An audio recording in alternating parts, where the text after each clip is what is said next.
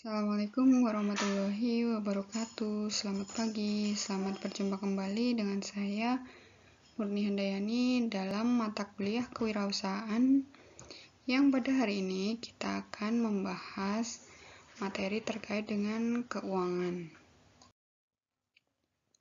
Untuk yang pertama adalah pencatatan keuangan sederhana, bahwa pembukuan merupakan hal yang penting dalam berbagai lini usaha. Karena pembukuan terkait erat dengan masalah keuangan untuk kelangsungan sebuah usaha.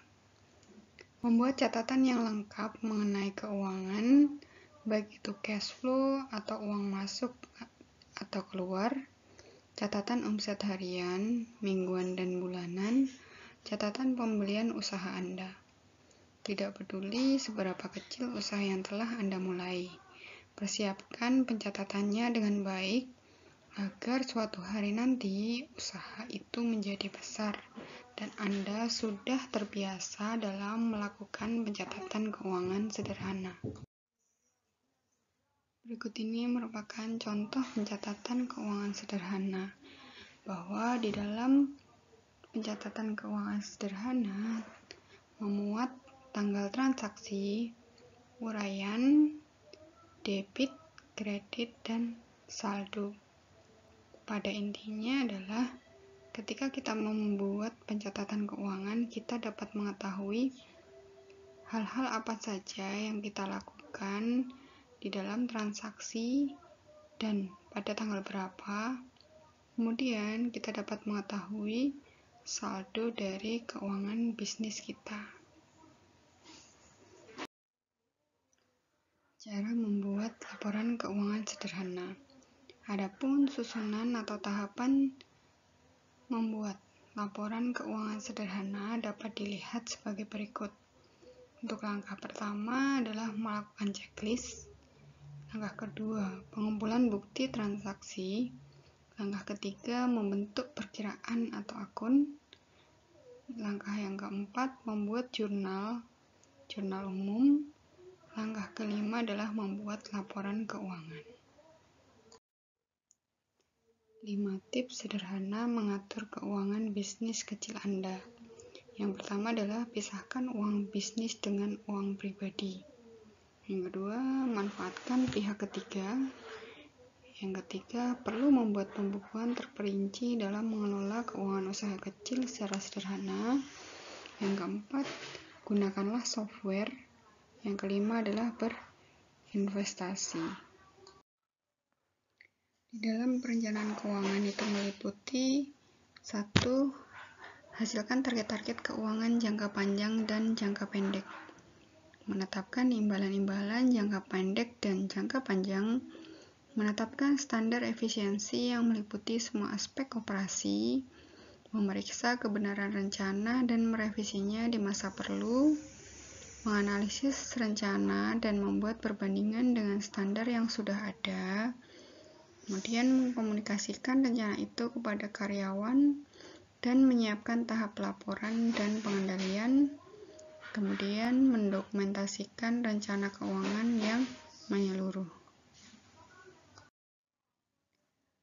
Berikut ini hal-hal yang terkait dengan biaya atau cost dalam sebuah bisnis. Biaya merupakan pengorbanan sumber ekonomis yang diukur dalam satuan uang, yang telah terjadi, sedang terjadi, atau yang kemungkinan akan terjadi untuk tujuan tertentu. Adapun beberapa klasifikasi mengenai biaya. Yang pertama, fixed cost atau biaya tetap. Kemudian ada variable cost atau biaya variabel. Selanjutnya ada direct cost atau biaya langsung. Yang keempat, operation cost atau biaya operasi. Ada indirect cost, biaya tak langsung, ada biaya perawatan, biaya investasi, dan biaya total. Kemudian laba. Laba menurut Suwarjono 2008 dimaknai sebagai imbalan atas upaya perusahaan menghasilkan barang dan jasa. Ini berarti bahwa laba merupakan kelebihan pendapatan di atas biaya, atau biaya total yang melekat kegiatan produksi dan penyerahan barang atau jasa. Klasifikasi laba. Ada laba kotor. Laba kotor adalah selisih dari hasil penjualan dengan harga pokok penjualan. Kemudian ada laba operasional. Laba operasional merupakan hasil dari aktivitas-aktivitas yang termasuk rencana perusahaan kecil. Ada perubahan-perubahan besar dalam perekonomiannya. Dapat diharapkan akan dicapai setiap tahun. Nah, oleh karenanya, angka ini menyatakan kemampuan perusahaan untuk hidup dan mencapai laba yang pantas sebagai jasa kepada pemilik modal. Kemudian, laba sebelum dikurangi pajak atau EBIT, earning before tax. Laba sebelum dikurangi pajak merupakan laba operasi ditambah hasil dan biaya di luar operasi biasa. Bagi pihak-pihak tertentu, terutama dalam hal pajak, angka ini adalah yang terpenting karena jumlah ini menyatakan laba yang pada akhirnya dicapai oleh suatu perusahaan. Kemudian ada laba setelah pajak atau laba bersih. Laba bersih adalah laba setelah dikurangi berbagai pajak. Laba dipindahkan ke dalam perkiraan laba ditahan. Dari perkiraan laba ditahan ini akan diambil sejumlah tertentu untuk dibagikan sebagai dividen kepada para pemegang saham. Laporan keuangan adalah merupakan ringkasan dari suatu proses pencatatan, merupakan suatu ringkasan dan transaksi-transaksi keuangan yang terjadi selama 1 tahun buku yang bersangkutan. Ini menurut Zaki Baritwan. Pengertian di dalam standar akuntansi keuangan bahwa laporan keuangan adalah merupakan bagian dari proses pelaporan keuangan dan laporan keuangan lengkap biasanya meliputi neraca, laporan laba rugi, laporan perubahan posisi keuangan yang dapat disajikan dalam berbagai cara seperti laporan arus kas, catatan, laporan keuangan lain, dan materi penjelasan yang bagian integral dari laporan keuangan. Neraca keuangan adalah salah satu laporan keuangan yang paling esensial dalam menghasilkan suatu keputusan bisnis. Ini ditandai dengan posisi keuangan yang sistematis, mulai harta, kewajiban, hingga ekuitas pemilik. Bila dirumuskan, harta merupakan kewajiban plus modal. Kemudian, laporan arus kas. Menurut PSAK nomor 2 tahun 2002, arus kas adalah arus masuk dan arus keluar kas atau setara kas.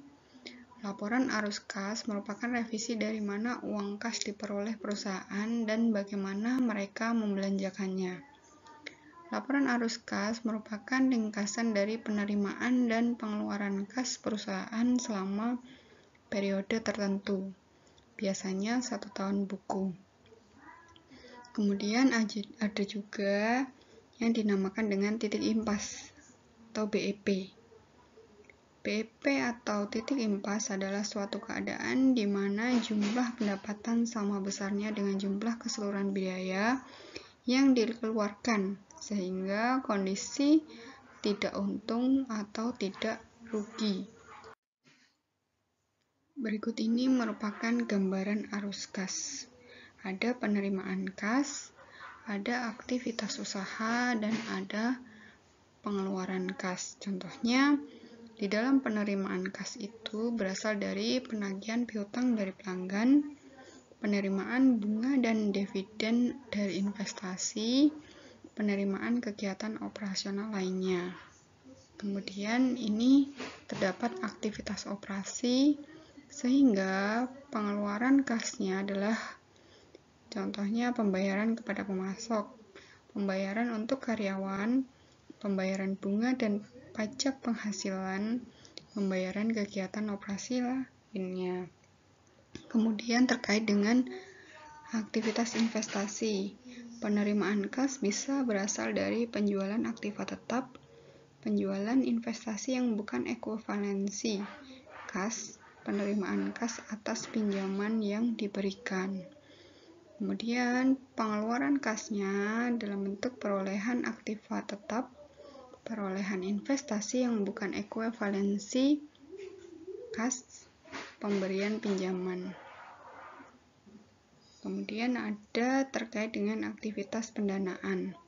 Di sini untuk penerimaan kasnya, contohnya pengeluaran saham, penjualan saham perbendaharaan, peminjaman uang. Kemudian pengeluaran kasnya adalah pembelian saham perbendaharaan, pembayaran dividen, dan pembayaran pokok pinjaman hutang. Sekian untuk materi kita hari ini. Terima kasih atas kerjasamanya. Silakan apabila ada yang ingin ditanyakan, bisa disampaikan di grup WhatsApp. Sekian dari saya. Wassalamualaikum warahmatullahi wabarakatuh.